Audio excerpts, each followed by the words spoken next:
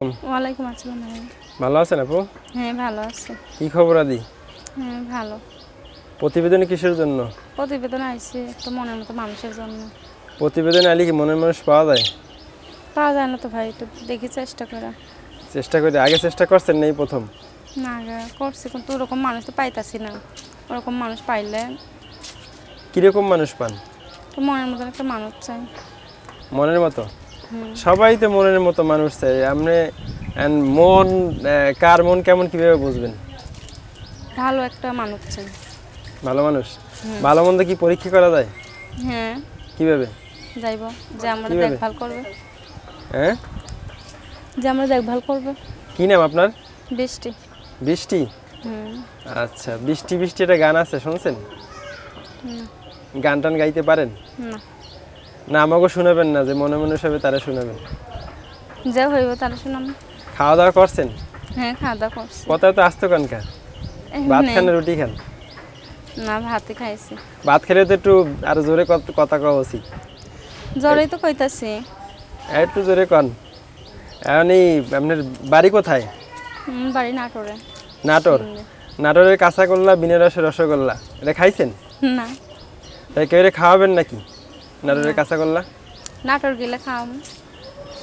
নাটোর যাইবে কেমন? নাটোর তো আপনি নিয়ে যাবেন। এই যে মনের মানুষ চাইতে আছেন, আইলে খাওয়াম। আইলে খাওয়াবেন? তা কিভাবে খাওয়াবেন? কোনো মাধ্যম আছে? কিনা খাওয়াম। কিনে খাওয়াবেন? তা যোগাযোগ করবে কিভাবে? ফোন নাম্বারের উদ্দেশ্য। ফোন নাম্বার কই বলতে পারবেন? না আপনি বলেন না। নাম্বার আমার বলে দেওয়া লাগবে? হুম।